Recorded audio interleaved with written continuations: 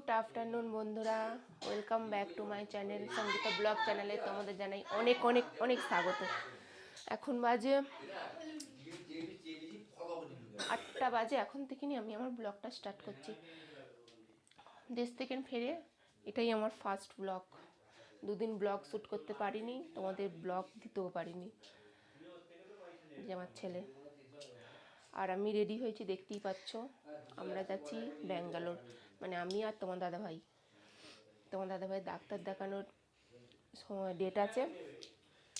আর date বলতে গেলে সেরকম ডেট দেয়নি না, আমরাই যাচ্ছি দেখাবো। কারণ আমার মা আছে, আমাদের সঙ্গে এসেছে। আমার মা আমার ছেলেটাকে দেখবে, তাই জন্য এই সুযোগে আমরা তোমার দাদাভাইয়ের চেক আপটা সেরে নিচ্ছি। চলো বেরিয়ে পড়েছি। এবারে একটু টুকটাক গোছগাছ আছে, একটু করে আমরা বেরিয়ে পড়বো। 9:30টার বাস। চলো তোমরা দেখতে থাকো।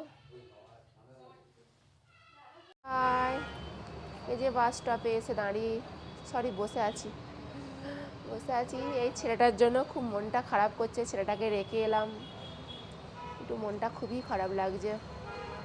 যাকে কি করা যাবে, যেতে তো হবেই।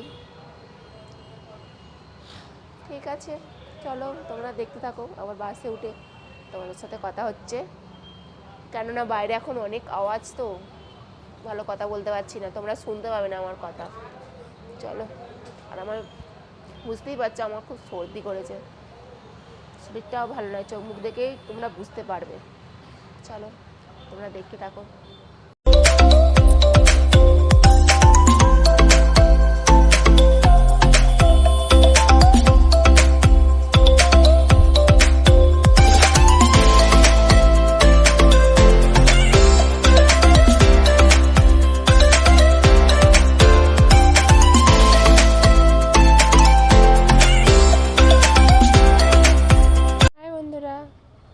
এই যে বাসে বসে পড়েছি, তো দাদা ভাই বাসে বসে আছি উপরে।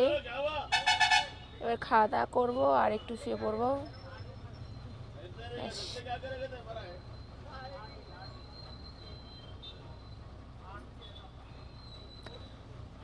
সবই ঠিক আছে, ছেলেটার জন্যই একটু মনটা খারাপ হচ্ছে, এইটাই যা। চলো বাইরের লুকটা তোমাদের একটুখানি দেখিয়ে দিই, বাস থেকে কেমন লাগছে। এই দেখো,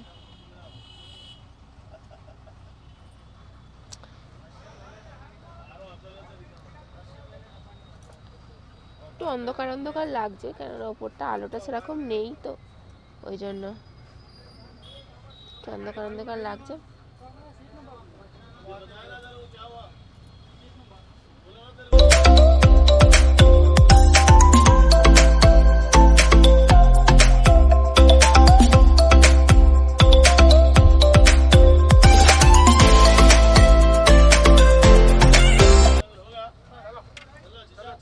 চলো আবার তোমাদের সঙ্গে কালকে দেখা হচ্ছে ব্যাঙ্গালোর। মর্নিং বন্ধুরা, এখন বাজে 11টা। আমরা এই ব্যাঙ্গালোরে এসে হসপিটালের বাইরে বসে আছি। আজকে অ্যাপয়েন্টমেন্ট পাইনি, সেই 22 তারিখে অ্যাপয়েন্টমেন্ট পেয়েছি। 22 তারিখে তো অত দেরিতে এত থাকা এখানে সম্ভব নয়, ছেলেটাকে রেখে এসেছি, তাই জন্য চলে যাব। তোমাদের যে ভেতরটা দেখাবো, তাও দেখাতে পারলাম না, হসপিটালটা সাই বাবা হসপিটাল। তবে বাইরে থেকে যতটা পারবো দেখাবো। আর এই নাস্তা করলাম, আর এখন এই চা খাচ্ছি। এই 11টার সময় চা খাচ্ছি। নেমেছি অনেকক্ষণ বাস থেকে, আবার ওখান থেকে নেবে আবার একটা বাস ধরে এইখানে এসেছি সাইবাবা হসপিটাল। কিন্তু ভাগ্য কপাল দুটোই খারাপ, যে হসপিটালের অ্যাপয়েন্টমেন্ট পাইনি। কি করা যাবে, ঘরে চলে যেতে হবে। তবে এখন তো আর বাস নেই ঘরে যাওয়ার, তাই আমার বড় জায়ের দিদি এখানে থাকে মেস্তি, তাদের বাড়ি যাব। আর এখান থেকে যাব ম্যাজিস্ট্রেট থেকে নদীদের বাড়ি যাব।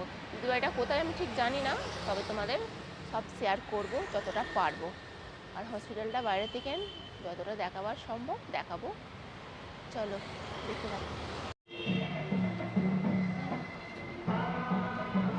আবার রোদ চা। হুম।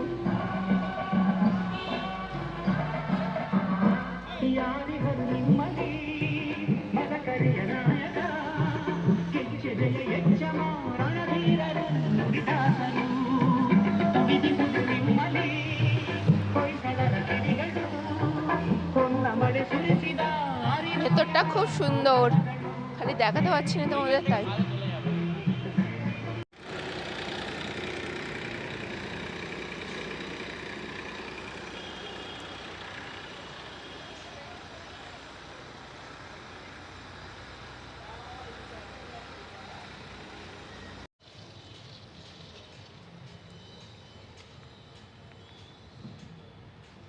ভিউটা দেখো বন্ধুরা, হেভি সুন্দর। ভেতরে যদি যেতে পারতাম তোমাদের আরো সুন্দর করে দেখাতাম, হেভি। এই হসপিটালেই তোমার দাদা ভাইয়ের অপারেশন হয়েছে, ওপেন হার্ট সার্জারি। চলো তোমরা দেখতে থাকো। হাই বন্ধুরা, এই যে আমার জায়ের দিদির বাড়ি চলে এসেছি। চলো দিদিকে দেখাই, একটু তোমাদের সঙ্গে আলাপ করে দিই। এই তো ঘরে যাচ্ছি তো, চলো মানে ঘরে। এই তো আমি এসেই গেছি। এই যে আমাদের মেজদি। হ্যাঁ হাই বলো। হাই। বাথরুমে গেল মনে আছে। জামা প্যান্টটা বের করে রেখেছি। কবে ছাড় যে তোমার দাদাভাই বসে আছে। ছাড়বো তো সব তো আমি একটা লুকিয়েছিল এখানে। এই যে আমাদের দিদির ছেলে। হাই বলো। হাই।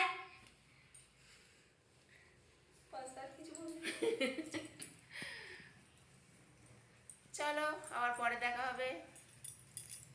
হাই বন্ধুরা, এই যে বাসে চেপে পড়েছি ঘর যাবো বলে। এই যে একটু চা খাচ্ছি আর এই যে একটু চিপস খাচ্ছি। আমার দাদা ভাইও আছে। ঘর চলে যাচ্ছি,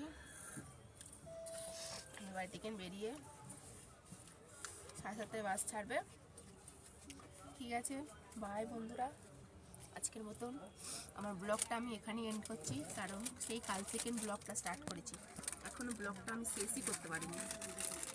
আজকের মতন ব্লগটা এখানেই এন্ড করছি। তোমাদের সঙ্গে দেখা হবে আমার নেক্সট ব্লগে। বাই, শুভরাত্রি, গুড নাইট।